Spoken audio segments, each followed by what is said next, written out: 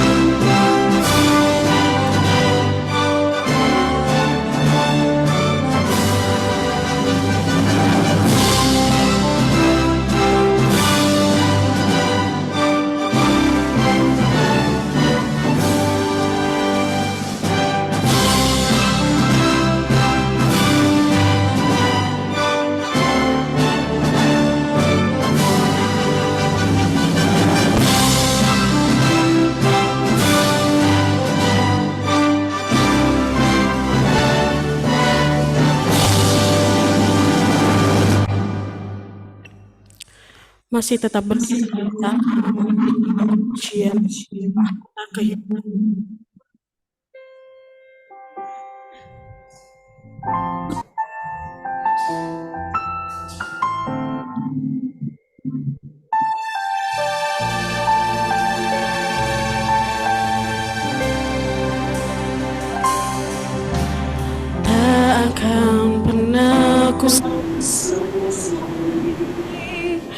mengiringi Yesus sepanjang hidupku, lewati lembah air mata, ku saksikan kemuliaan-Mu dinyatakan.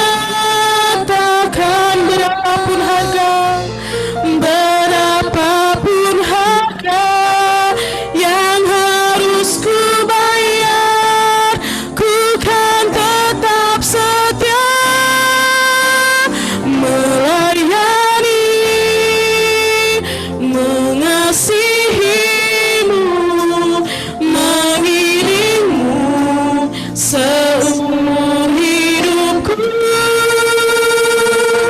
Janji-Mu kan tetap ku pegang teguh, sampai ku dapat mahkota kehidupan.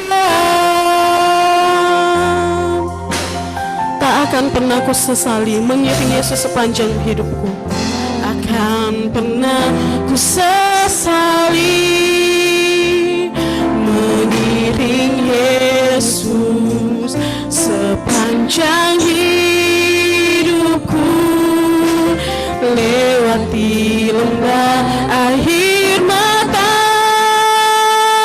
ku saksikan kemuliaan-Mu dinyatakan. Berapapun harga yang harus ku bayar, ku kan tetap setia melayani, mengasihi-Mu, mengiring-Mu seumur hidupku. Janji-Mu kan tetap ku pegang teguh, sampai ku dapat mahkota kehidupan. Sekalipun tubuh dan batinku lenyap, tetap Kaulah Tuhanku selamanya.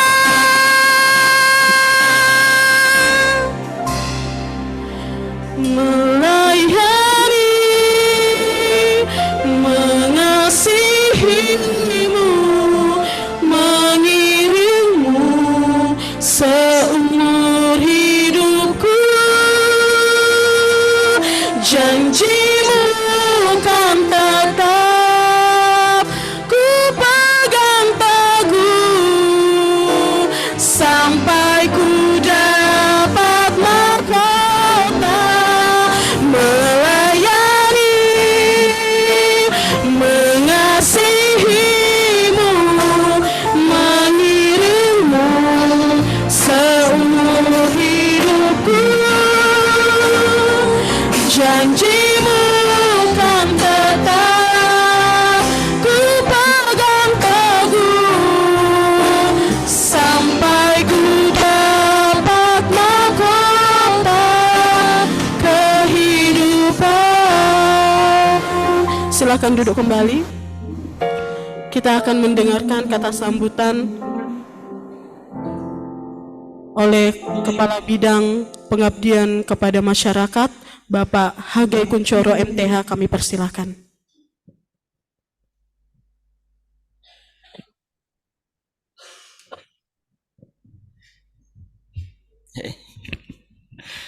Shalom. Iya, merdeka. Haleluya. Oke. Ya, pagi ini saya sungguh bersyukur sekali karena pada saat ini ada hal yang luar biasa. Akan ada diseminasi ya buat teman-teman mahasiswa, khususnya mahasiswa dan mahasiswi yang telah melakukan pengabdian kepada masyarakat. Dan pada saat ini saya mengucapkan terima kasih buat kesempatan untuk saya memberikan sambutan Dan dalam sambutan ini tidak lupa saya juga mengucapkan terima kasih dan apresiasi secara khusus buat Kaprodi PPAK ini yang telah terus mengupayakan pengabdian kepada masyarakat ya, yang real ya. Dan pada saat ini dalam minggu ini akan setidaknya ada 7 mahasiswi dari kampus tercinta ini, dan mereka akan menyampaikan hasil pengabdian mereka kepada masyarakat dalam hal ini bentuk dalam desiminasi pada saat ini. Saudara yang terkasih dalam Yesus Kristus, tentunya bukanlah hal yang mudah buat teman-teman semua ini menyiapkannya. Secara khusus Bapak Ibu dosen, khususnya Ibu dosen yang menyiapkan atau mendampingi teman-teman mahasiswa hingga bisa mengerjakan tugas mereka.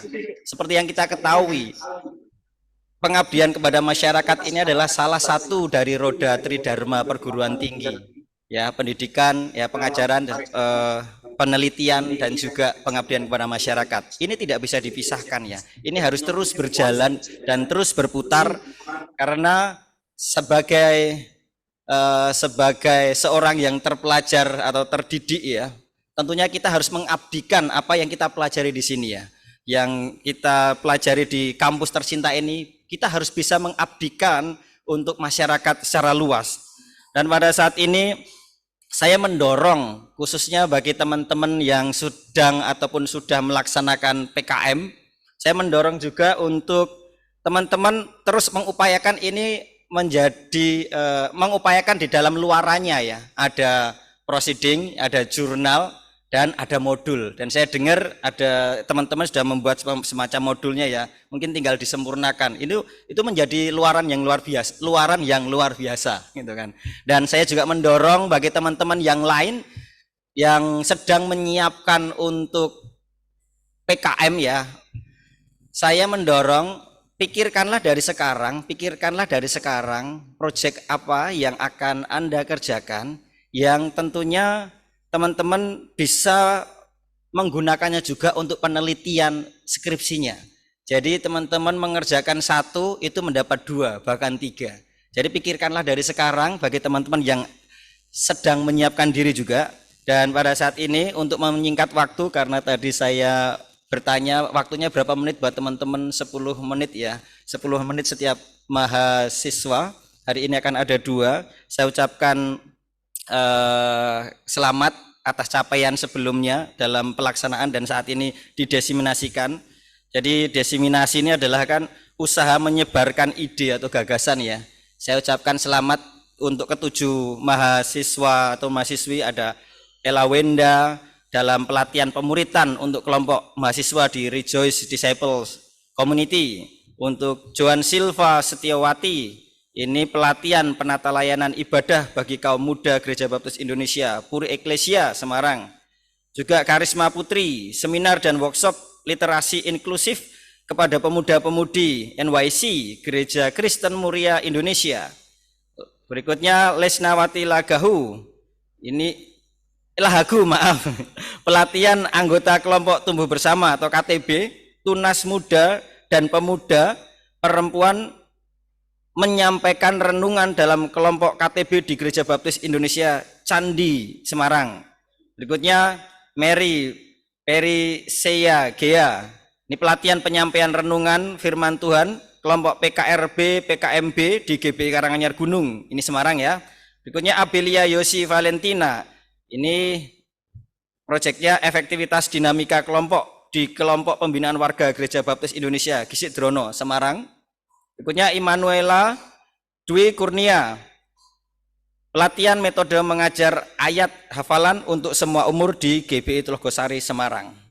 Jadi mari kita akan sambut teman-teman dan mari kita siapkan diri. Tuhan Yesus memberkati. Silahkan. Terima kasih.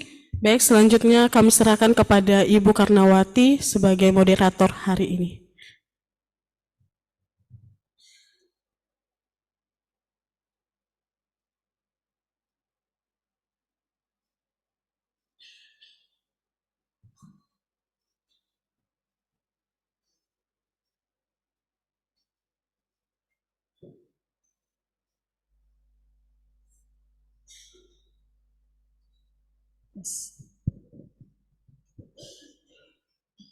Bapak Ibu yang saya hormati, Bapak Ibu dosen yang saya hormati, juga para mahasiswa yang saya kasihi, pada hari ini kita akan mendengar hasil dari pengabdian masyarakat dari mahasiswa S1 PAK.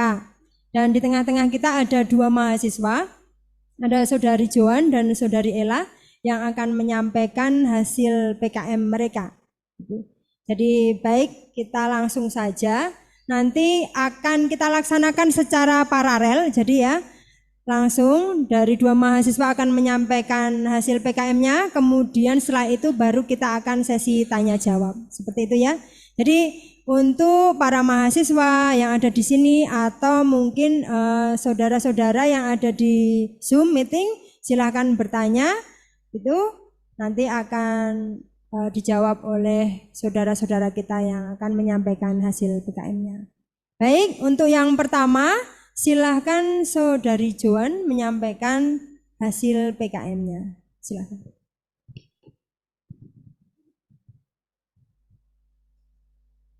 Shalom, selamat pagi.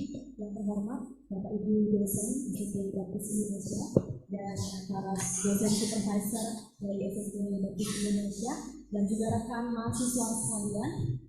Saya hari ini akan memaparkan hasil dari diseminasi praktik KKN pelayanan mahasiswa, yaitu dengan judul pelatihan penapaian ibadah bagi kaum muda Gereja Baptis Indonesia Puri Ekklesiasi.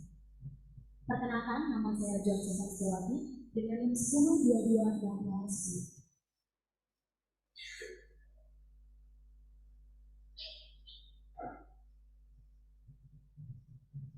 Berikut saya akan memperlihatkan kepada saudara-saudari dan Bapak Ibu dosen profil gereja tempat saya melaksanakan KKN periode ini.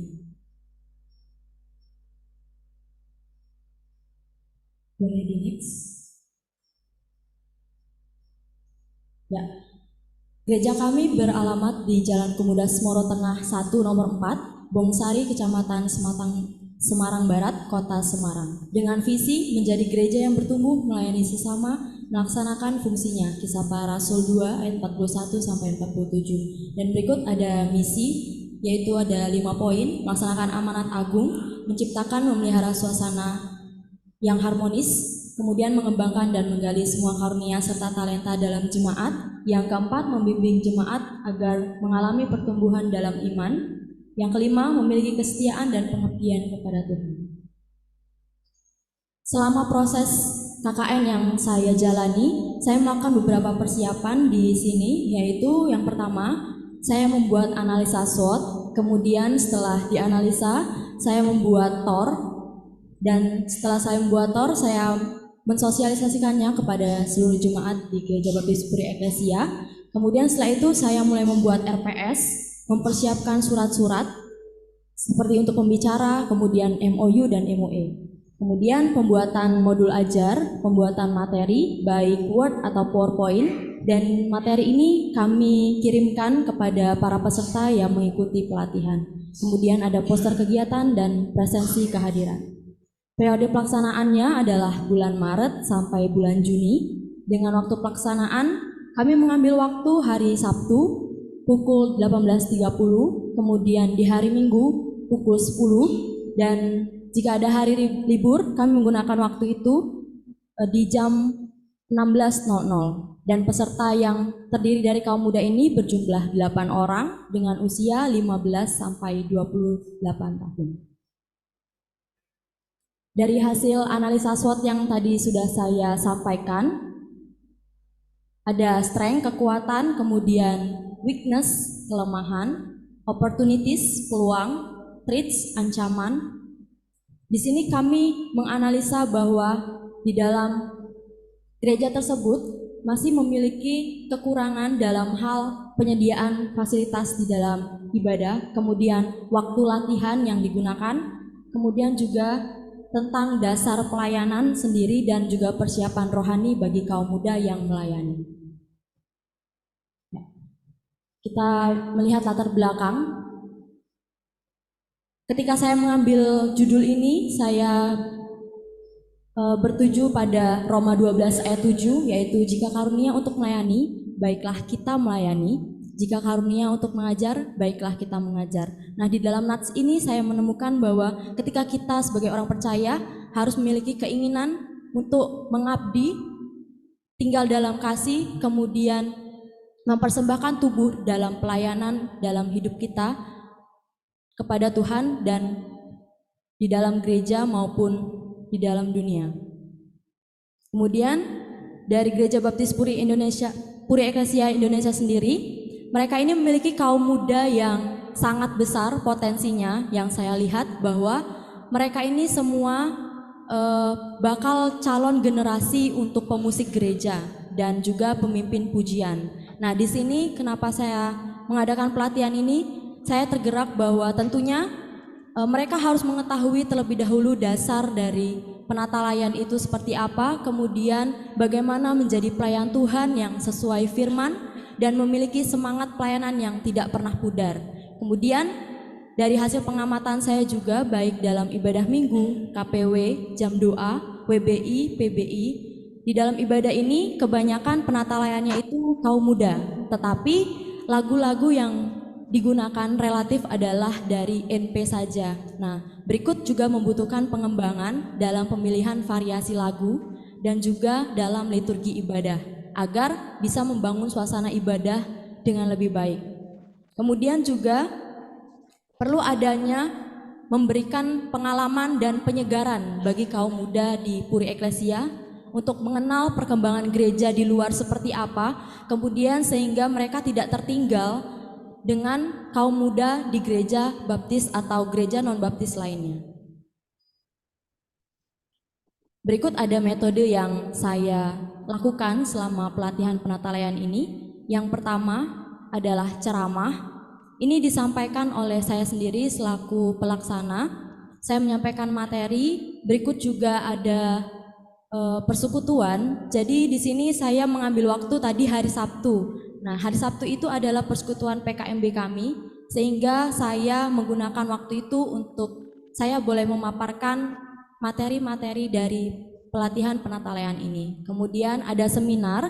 Seminar ini juga dengan pembicara tamu yaitu Ibu Dr. Mariani Hamadi MTH yang datang langsung ke Puri Eklesia untuk menyampaikan, dan ini dihadiri tidak hanya kaum muda tapi juga jemaat di gereja.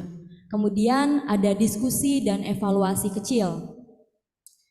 Dimaksudkan untuk kami bisa mengetahui seberapa jauh perkembangan mereka dan seberapa pemahaman kaum muda terhadap pelatihan yang mereka jalani selama 10 kali pertemuan. Dan yang terakhir ada latihan. Latihan ini bersama rekan dari mahasiswa STBI sebagai fasilitator, karena di sini saya mengakui saya tidak bisa bekerja sendiri sepenuhnya. Saya sebagai pelaksana, tapi saya juga harus membangun kerjasama yang baik, dan saya mengundang mahasiswa STBI sebagai fasilitator di bidang musik. Dan kemudian setelah mereka berlatih bersama fasilitator, ada praktek lapangan di mana mereka semua kaum muda melayani menjadi satu di ibadah hari Minggu. Kemudian ada beberapa dokumentasi.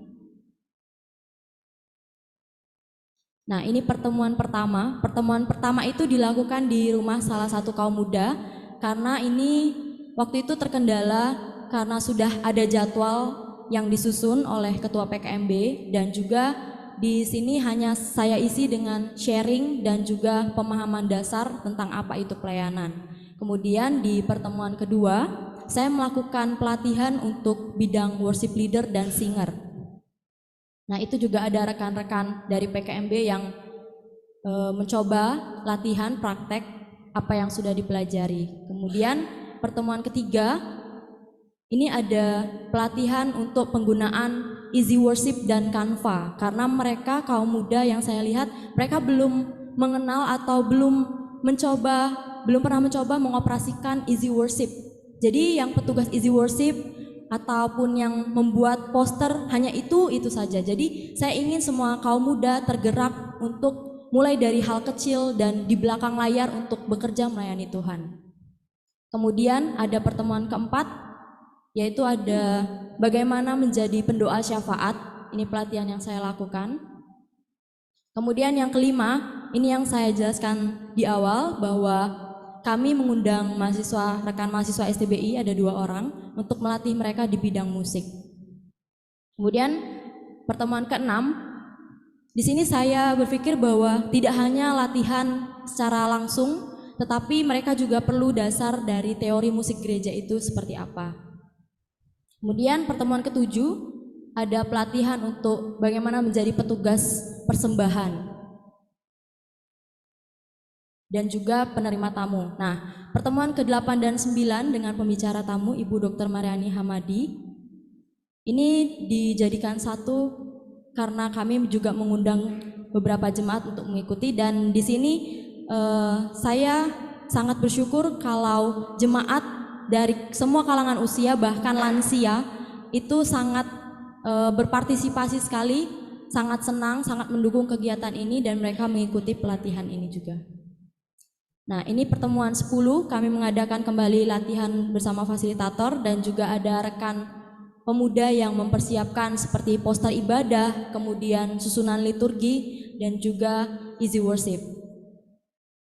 Nah, pertemuan 11 ini adalah goals yang saya berikan kepada mereka setelah mengikuti seluruh rangkaian pelatihan. Mereka harus bisa dan siap untuk melayani full kaum muda di ibadah minggu. Dan di sini ada beberapa pembaharuan, yaitu yang awalnya tadi hanya petugas pemimpin ibadah sama singer yang melakukan doa. Sekarang saya mencoba untuk mengajak semua, baik itu pendoa syafaat dan rekan musik juga untuk berdoa sebelum memulai pelayanan. Kemudian yang biasanya penerima tamu hanya gembala sidang, di sini saya mulai mengaktifkan kembali bahwa kaum muda bisa menjadi penerima tamu juga.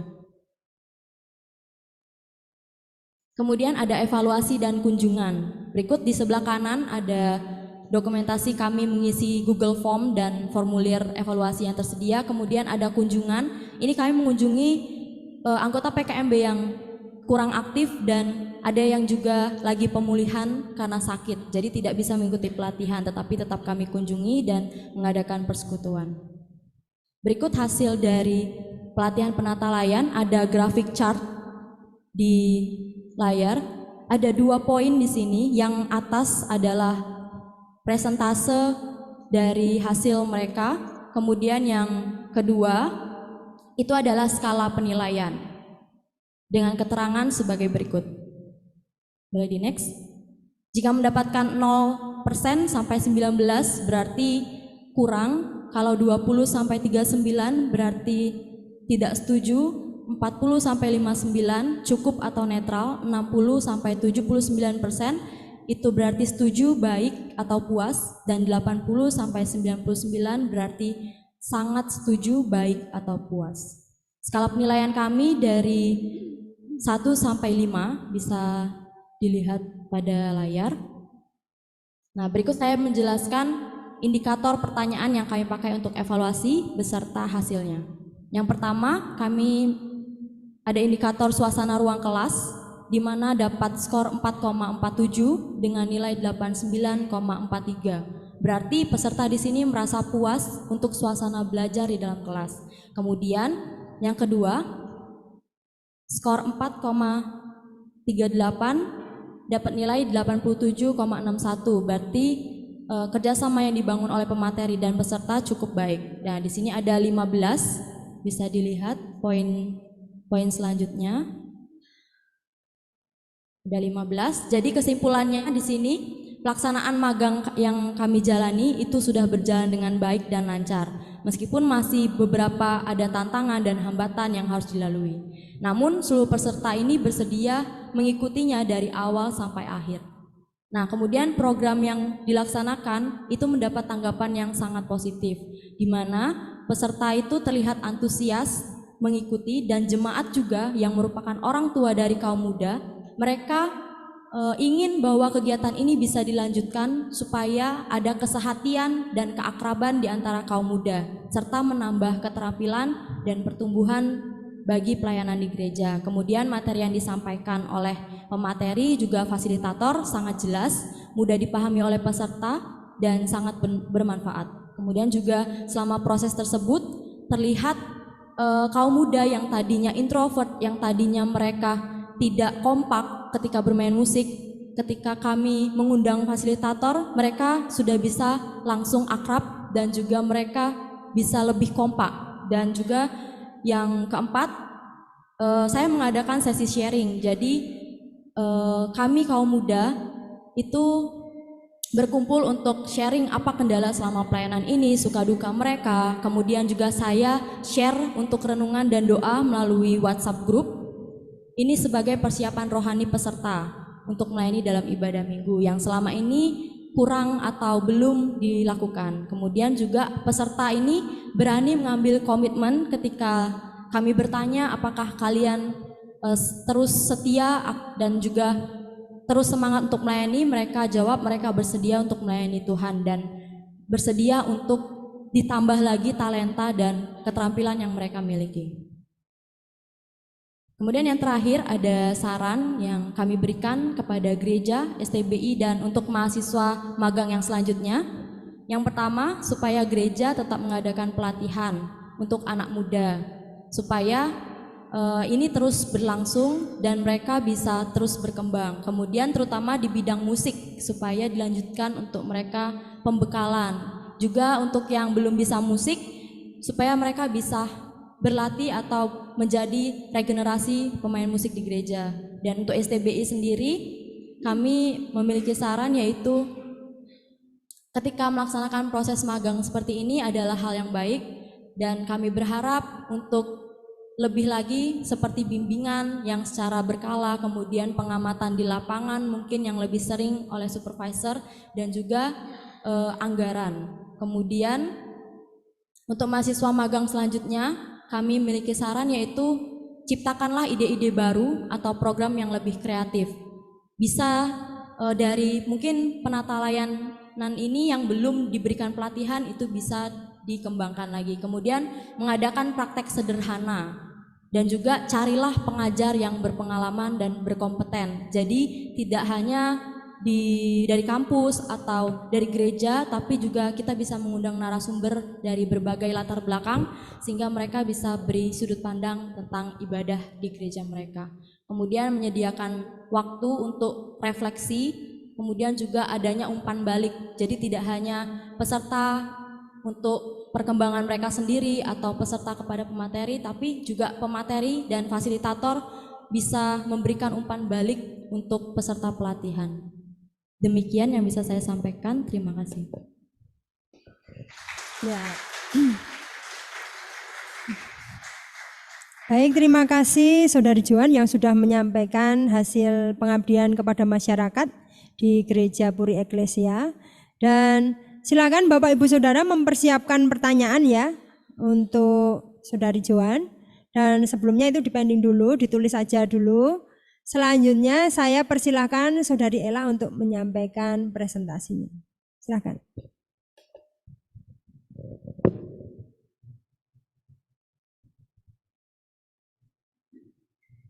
Terima kasih untuk kesempatannya. Shalom, selamat siang Bapak Ibu dosen dan seluruh mahasiswa.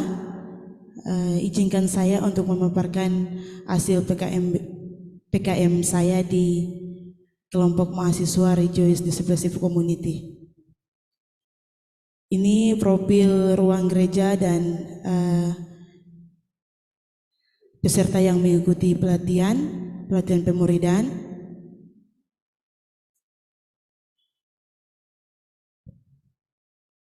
Ini biodata saya, nama Ella Wenda, NIM dengan NIM 10218016, Prodi S1 PHK. Dengan latar belakang yang melayani Tuhan adalah sebuah kerinduan yang dimiliki oleh setiap orang percaya dengan kemampuan yang diberikan Allah kepada orang-orang percaya untuk memberitakan Injil keselamatan. Yang menjadi pondasi terkuat adalah Kisah Para Rasul 1 ayat 8. Tetapi kamu akan menerima kuasa kalau Roh Kudus turun ke atas kamu, dan kamu akan menjadi saksiku di Yerusalem dan di seluruh Judea dan Samaria dan sampai ke ujung bumi. Ayat tersebut mengatakan bahwa kita dipenuhi Roh Kudus untuk memberitakan Injil. Kita tidak dapat melakukan pemuridan atau memuridkan jika kita tidak dipenuhi oleh Roh Kudus. Tetapi kita sudah menerima kuasa dari Bapa Surgawi untuk menjadi pelaku-pelaku firman, pemberita-pemberita kabar baik kepada orang lain, demi mewujudkan amanat agung yang diberikan kepada kita. Anak-anak muda Kristen zaman sekarang banyak mengalami perubahan dan menjalani pola hidup yang berbeda dengan zaman sebelumnya. Pergaulan buruk yang menjadi alasan anak-anak muda Kristen terjebak dengan yang namanya dosa. Anak-anak muda Kristen dipanggil untuk menjadi saksi Tuhan di tengah-tengah pergaulan mereka. Dengan ayat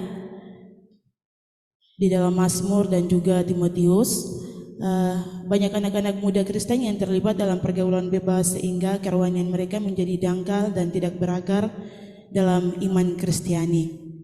Gereja berperan penting untuk perkembangan iman. Banyak orang Kristen yang menjadikan gereja sebagai fungsi gedungnya saja, tetapi sesungguhnya gereja adalah tempat perjumpaan kita dengan Tuhan, di mana kita sebagai anak-anak muda Kristen yang bukan hanya sekedar Kristen KTP atau Kristen dari lahir, tetapi lebih mewujudkan jati diri kita sebagai muda Kristen yang takut akan Tuhan dan anak-anak muda Kristen yang sudah lahir baru untuk memberitakan Injil. Yang di atas adalah latar belakang dan rumusan masalah anak-anak muda yang terpengaruh dengan dunia zaman sekarang sehingga menghambat iman mereka untuk memberitakan Injil.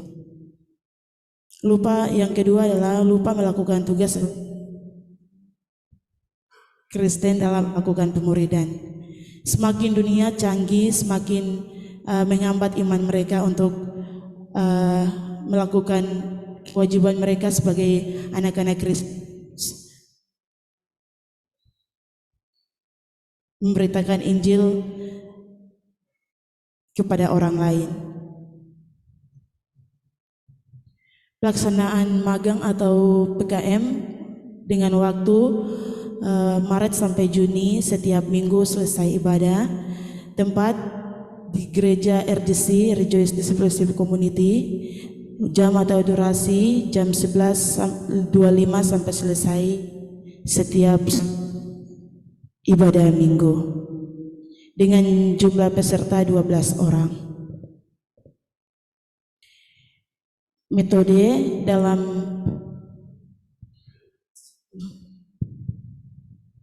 10 kali pertemuan. Yang pertama memberikan materi selama 8 kali dalam hard copy, bentuk hard copy.